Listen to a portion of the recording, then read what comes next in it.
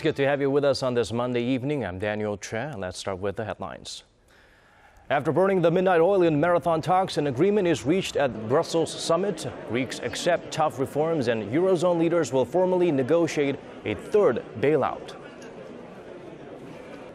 President Park Geun-hye has so far abstained from granting pardons to businessmen and politicians, but she may change her mind in light of the business community's growing calls for amnesty of corporate leaders.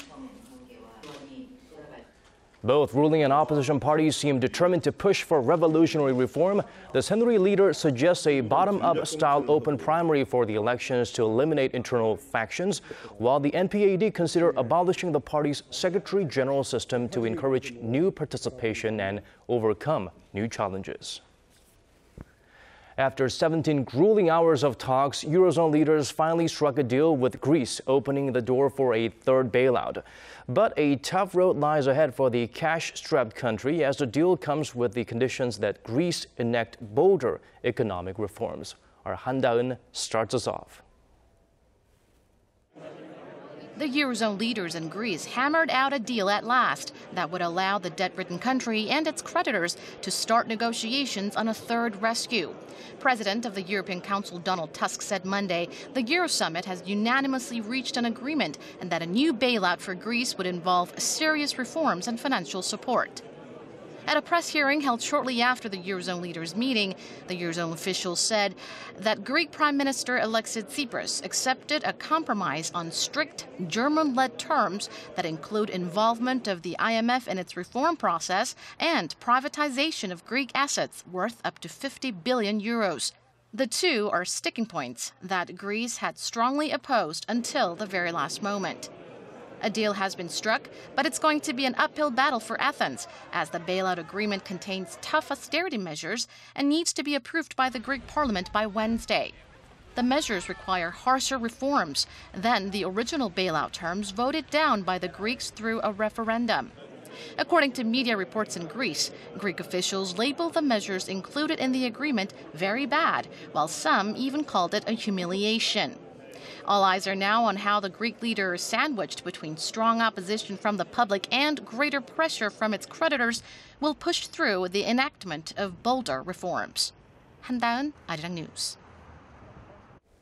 Back here in Korea, President Park Geun-hye, whose campaign pledges included a limited exercise of presidential pardons, is expected to exercise that authority for only the second time since taking office. Attention now focuses on whether the pardons will be granted to business leaders and politicians. Our Choi Yu-sun has this report. President Park Geun-hye ordered her senior secretaries on Monday to look into the scope and subject of amnesty in time for the 70th anniversary of Korea's liberation from Japanese colonial rule next month. 국가 발전과 국민 대통합을 이루기 위해서 사면을 실시할 필요가 있다고 생각합니다. President Park, who had pledged not to use her amnesty power excessively, has only carried out one set of pardons since taking office in 2013. Even then, she had excluded businessmen and politicians from the list. Korean presidents have traditionally granted pardons on national holidays to highlight national unity or economic revival, some of which were criticized for being privileges. A total of 52 pardons have been granted since 1980, with the current and past two administrations only granting special pardons that do not require parliamentary approval. President Park has promised to exhaust all means to allow Korean businesses to invest in order to revitalize the economy. President Park has promised to exhaust all means to allow Korean businesses to invest in order to revitalize the economy. However, the question now is whether or not she will grant pardons to the country's business leaders. Serving sentences for embezzlement and dereliction of duty include SK Group Chairman Choi Tae-won, his brother and Vice Chairman Choi Jae-won, and Hana Group Chairman Kim Seung-yeon.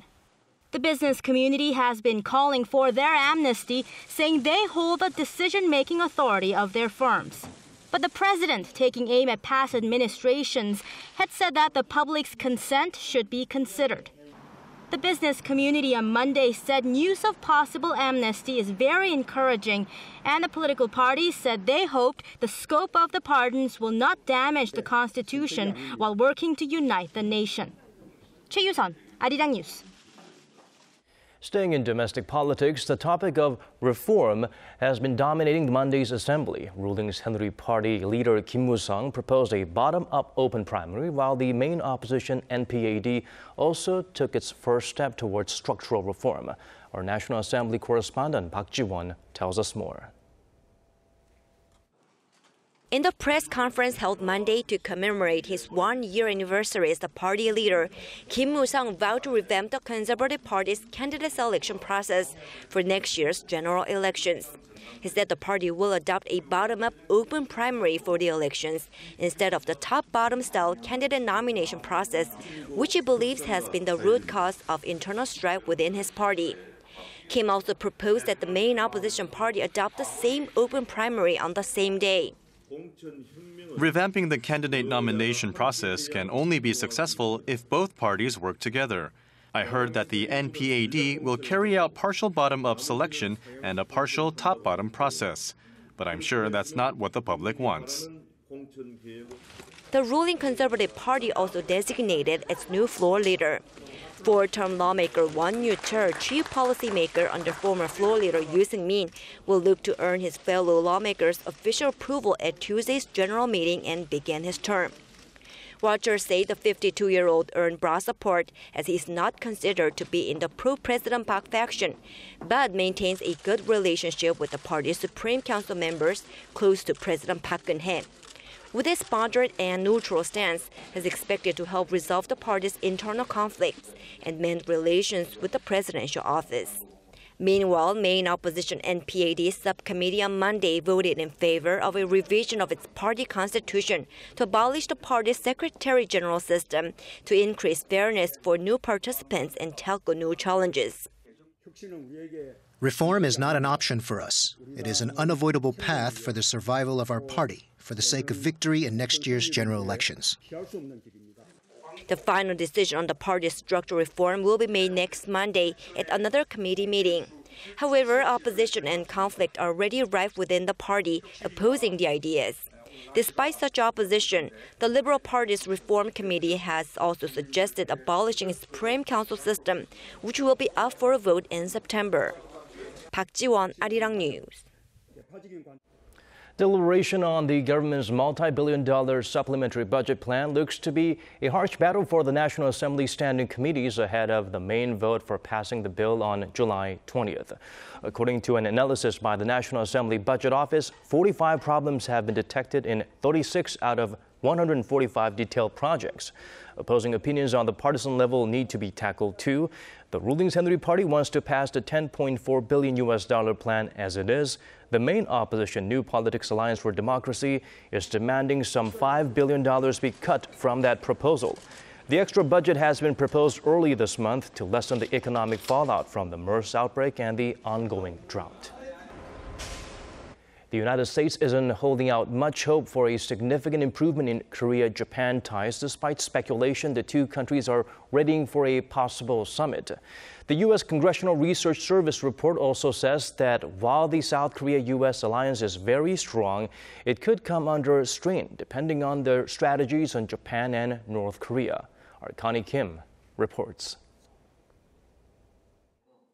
Relations between South Korea and Japan are unlikely to improve, even if the two leaders meet for a summit. A report from the U.S. Congressional Research Service on Monday said South Korean President Park Geun-hye and Japanese Prime Minister Shinzo Abe are locked in a vicious cycle, with the two differing in their approach to historical issues. Bilateral ties between Seoul and Tokyo have been at a historic low, mainly due to Abe's repeated denial of Tokyo's historic wrongdoings. Seoul continues to demand that Japan issue a formal apology for its wartime atrocities, including its sexual enslavement of Korean women during World War II. With the contentious historical issues still unresolved between the neighbors, the report says the two leaders might not address issues beyond North Korea's provocations when a summit is held. The two leaders have not met one-on-one since 2012. Washington assessed South Korea-U.S. alliance to be at its most robust stage ever. However, it stated that depending on how Washington deals with South Korea-Japan relations and strategies against North Korea, it could be put to the test. The U.S.'s biggest concern is North Korea's weapons of mass destruction, while Seoul puts priority on Pyongyang's WMD and promoting inter-Korean unification. The report added that Seoul's decision on whether to use its own weapons or bring in U.S.-made weapons will impact South Korea-U.S. alliance. According to the report, the possible deployment of the U.S.'s Terminal High Altitude Area Defense Battery on the Korean Peninsula has become a litmus test for Seoul's relations with China and the U.S.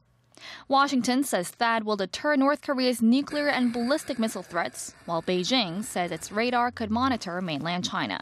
Connie Kim, Arirang News.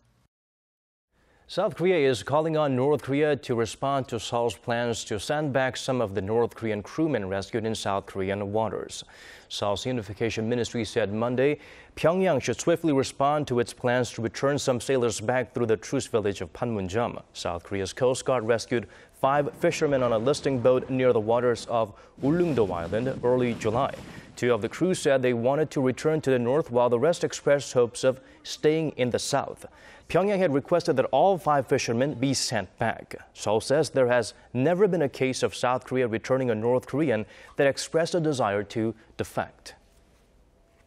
In other news, the stock market meltdown in China has knocked more than 30% off its stock value in just 1 month. The Chinese government is pulling out all the stops to stabilize the market, but it remains to be seen whether its efforts will work. Let's turn to our Kim Min-ji. A month-long market rout in China has wiped trillions of dollars off the country's stock markets. According to Bloomberg, China's market value in terms of shares came to about $6.5 trillion as of last Thursday. That's down more than $3.2 trillion since mid-June. To give that figure some context, it's more than double Korea's GDP. China's stock markets have been one of the best performers in the world, at one point even topping $10 trillion in market value. However, since the middle of last month, the main Shanghai Composite Index has tumbled more than 30% as investors began offloading shares amid concerns the market was overheated, as they were extremely overvalued while the Chinese economy was weak. The slump continued despite government action, from a suspension of initial public offerings to ease rules on borrowing money for trading to stabilize the market. The Shanghai Index fell about 6%, while the Shenzhen Composite Index, which tracks stocks on China's second exchange, fell almost 3% in a single day, erasing more than $330 billion. As China is the world's second-largest stock market by value after the U.S., the market rout is raising concerns among investors, as volatility could weigh down economies heavily dependent on China for trade. Kim Min-ji, Arirang News. Let's turn our sights to the tech realm now. Battle lines have been drawn for the latest smartphone war between Samsung and Apple. The companies will release their new sets of devices at an international trade show in September. So far, not much has been disclosed about Samsung's new baby, except that the Korean company will be showcasing a cross between a smartphone and a tablet PC, the Galaxy Note 5. Its arch-rival Apple is also expected to present its successor to iPhone 6s and iPhone 6s Plus with better features, possibly sparking a fierce competition in the already heightened smartphone competition. Samsung did not win many users from its latest tablet lineup, Galaxy Note 4 and Note Edge, as they were released close to the launch of the iPhone 6 and iPhone 6 Plus. Data by Strategy Analytics show the Korean tech giant is estimated to have acquired over 24% of the global smartphone shipments in the first 3 months of this year, closely trailed by Apple with 17%. Conditions for the electronics and IT sectors seem set to improve in the second half of the year, while the outlook is less than rosy for the manufacturing industries. This, according to the Korean Chamber of Commerce, which says electronics and IT sectors are expected to lead exports thanks to a growing demand in semiconductors, as well as the release of new smartphones. However, external factors such as the weak Japanese yen have cast doubts on the country's automobile and shipbuilding industries, which is being reflected in Korean manufacturers' sentiment regarding their sales outlook for the third quarter. The Business Survey Index for manufacturer sales outlook stood at 102, down 12 points from the second quarter. A reading above 100 means optimists outnumber pessimists. Manufacturers cited the MERS outbreak and a slowdown in the Chinese economy for the decline. Let's turn to some sporting news now. Korea's female golfers continue their run of seemingly winning every title in sight. This time it's Chun In-ji who has won the U.S. Women's Open, securing her first LPGA title at her first appearance at the tournament. The 20-year-old shot a 4-under 66 in the final round to finish at 8-under 272 at Lancaster Country Club. She finished one stroke ahead of fellow Korean Amy Young. Chun has 7 wins on the Korean Tour, including 3 in 2015. She also lifted the Japanese LPGA Tour Cup this year, becoming the first Korean since Shin Ji-ae to win all 3 tours in the same year. As well as taking home the winner's check for $810,000 US, Chun is projected to jump from number 20 to the number 10 spot in the women's world rankings. With the win, she becomes the 7th Korean winner of the U.S. National Championship after legends like Park Se-ri and superstars like Park In-bi.